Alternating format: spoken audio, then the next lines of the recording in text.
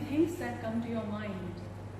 The first and the foremost is that all of you question that why are we teaching you Shakespeare in 21st century? My answer to that question will be very simple. Shakespeare was, is and will be forever the most inspiring dramatist of all times. Shakespeare can never be irrelevant. When he wrote in 16th century, even then he used maximum number of vocabularies that can be used. So if you want to read English and if you want to know human emotions, if you want to know about universal themes, and if you actually want to be a writer, it is only Shakespeare that you should look up to. In fact, today many of the dialects, many of the languages that we are reading, all have been inspired by Shakespeare. Undoubtedly, he remains one of the most important, inspiring and awesome literary figure of modern century, and as Queen Elizabeth used to call him, he is the only inspiring dramatist of Elizabethan times who has stood the touchstone of times, isn't it? So shall we start reading The Tempest? All right.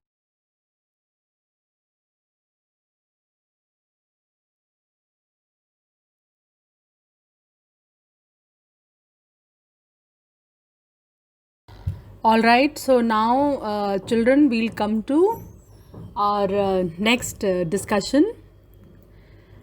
As I was telling you about Shakespeare, so let's see and peep into his life, the life of this great dramatist and the great man.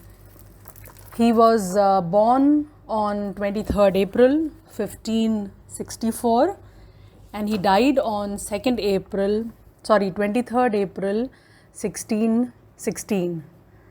He is known as the greatest poet of England till date, the greatest writer of England. He is also known as Bard of Avon. Stratford upon Avon is the place where he was born. So he is fondly known as the Bard of Avon by the people of England. All right.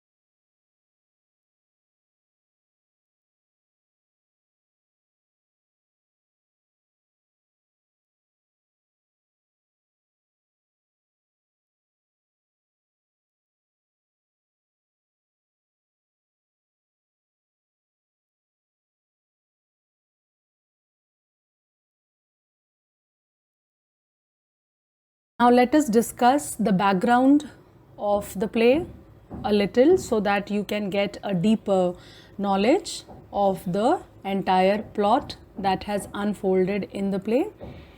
In 1610, when Shakespeare was writing The Tempest, at the same time there coexisted an event that was a shipwreck in the Bermudas Island. There was a pamphlet entitled A Discovery of Bermudas, which was also called the Isle of Devils, because the ship used to submerged into water. When they reached this island, there would be storm, there would be thunder, and there would be shipwreck. So there was the same news which has appeared in the pamphlet during the same time. The sailors who were there on the ship, they had worked themselves into complete exhaustion. They had given over in despair and they had taken leave of each other when the ship was found to be jammed in between two rocks, so that all came safe to land. They found the island uninhabited. the air was mild and wholesome, the land exceedingly fruitful. So this is the news that appeared in the pamphlet. Shakespeare might have taken hints from this narrative for the matter of his drama, and the supernatural element also play a very important role in The Tempest, like all other his plays.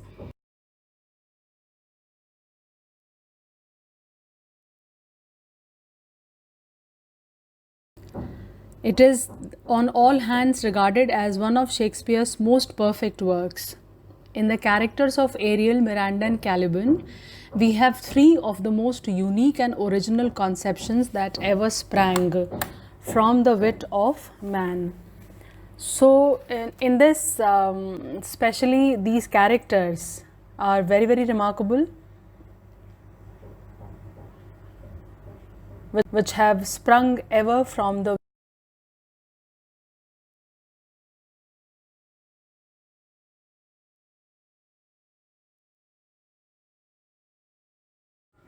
Now, if you talk about the structure of the play, Shakespeare's plays are all constructed in 5 acts. That you must be knowing. So, this play as well has 5 acts.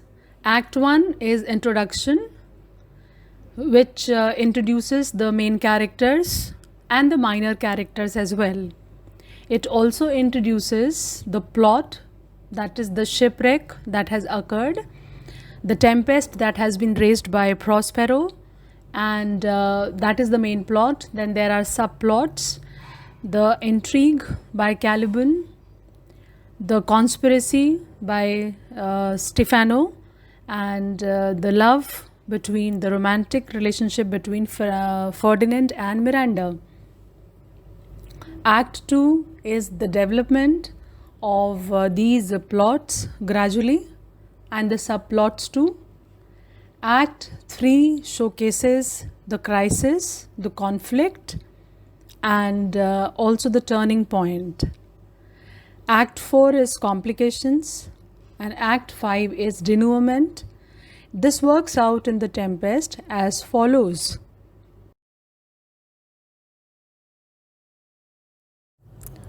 So, Act 1 talks about the time, place, and nature of the play. The main characters are introduced. Act 2 is development. The two scenes of Act 2 are parallel to each other. There are two groups of the shipwrecked passengers who appear, courtiers in the first scene and commoners in the second, each unknown to the other. Ariel unites himself with the former and Caliban with the latter. So the first group is under control by Ariel and under his supervision, and the second group is looked after by Caliban, the deformed slave of Prospero.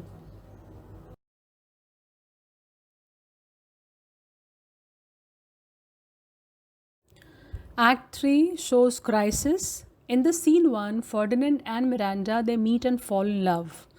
In the second scene, Caliban and Stephano, they plot the murder of Prospero. In the third, Antonio and Sebastian renew their plot against Alonso. Prospero becomes aware of both the plots and he plans to use his power over the conspirators in order to defeat their purposes. This forms the crisis or turning point of the play.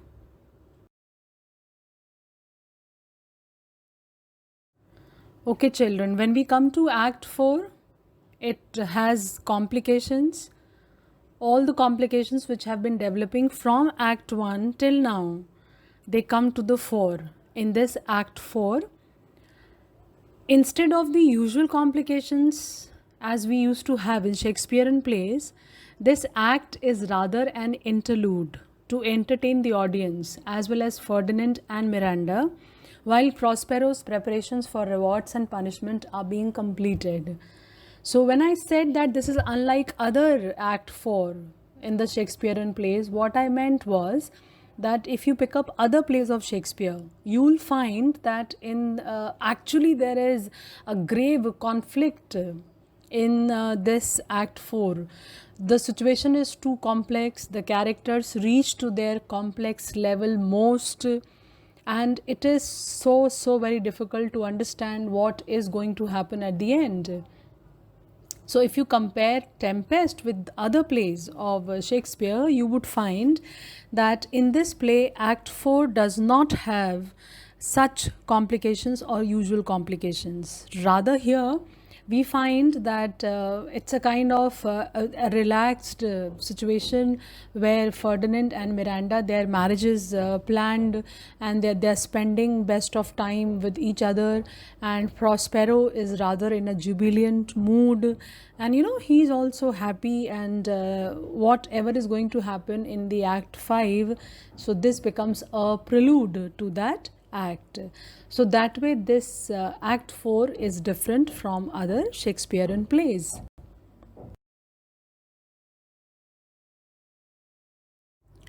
Now we come to the last act, Act 5, which deals with the denouement. Denouement means resolution or a solution of the conflict.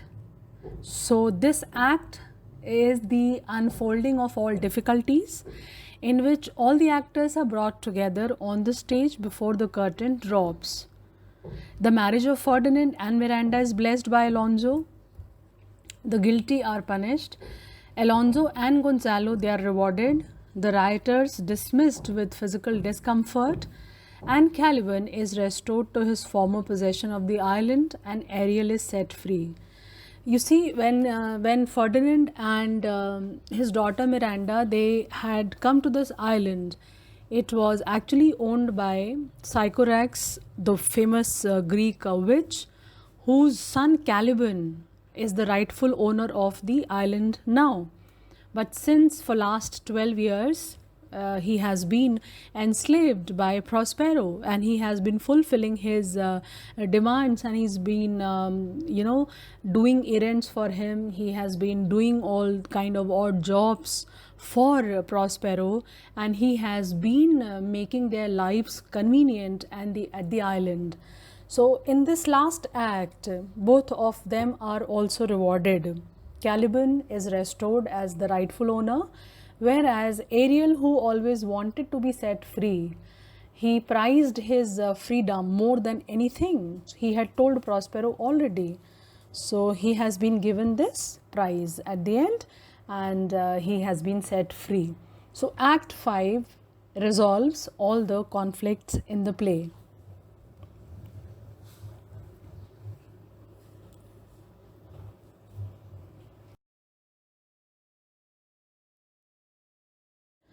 When we come to think of the plots in the Tempest, so you understand there are a few things which we must discuss first. That is, normally critics say that unity of action requires that a play should have one main plot, and strictly speaking, there should not be many subplots, because these situation incidents, they would all confuse the reader more, and they may not contribute in the development of the action. But this is very amazing again, children, that we find in the romantic plays of Shakespeare, there is one main plot, but there are several subplots, and they are all related to the main plot, as they all contribute to its development, and without even diverting the attention of the audience to other things. And this is again the genius of this great playwright, because the way he has handled the subplots without ever digressing or diverting the attention of the reader or the audience, you would not find many writers being able to do that in literature or any other language. So here also rests Shakespeare's greatness when we talk about the unity of action in his plays. So that's an important feature.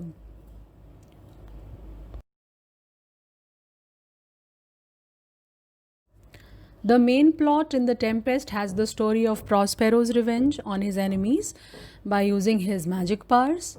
He uses his supernatural powers also for taking revenge on his enemies, that is Alonso, his brother Antonio, and Sebastian, Stefano, all those lords and dukes who had conspired against him.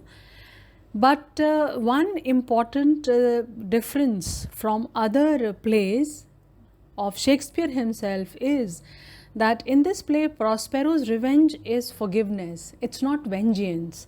It's not malice. It's not stingy, you know. He is not there to avenge the whole world and destroy everything that is there in nature. Rather, when we talk about The Tempest, this is another important point that we discuss, that this is his last play. You know, Shakespeare wrote The Tempest, the last, in 1610, and after that he did not write any other play. So everyone, critics and writers and journalists, all of them feel that Shakespeare had achieved by this time beautiful maturity, and he had come to terms with the reality of life and death, and that beauty is found and that beauty is reflected in this play. And in the words of Prospero himself, rarer action is in virtue rather than in vengeance. So he says that. But at the same time, the evildoers must not be forgiven too easily. Justice is there, justice is done. Justice can be delayed, but justice is not denied. And these evildoers, they must be made to realize their guilt and they must be repentant. So that is the main plot.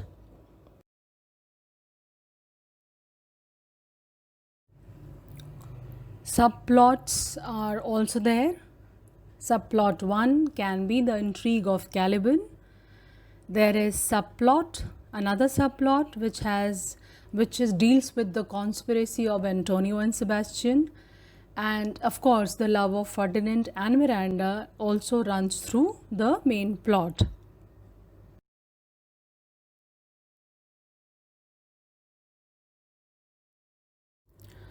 Okay, now when we talk about the themes that are there in The Tempest, so there are also 3 or 4 themes which are running through the entire play.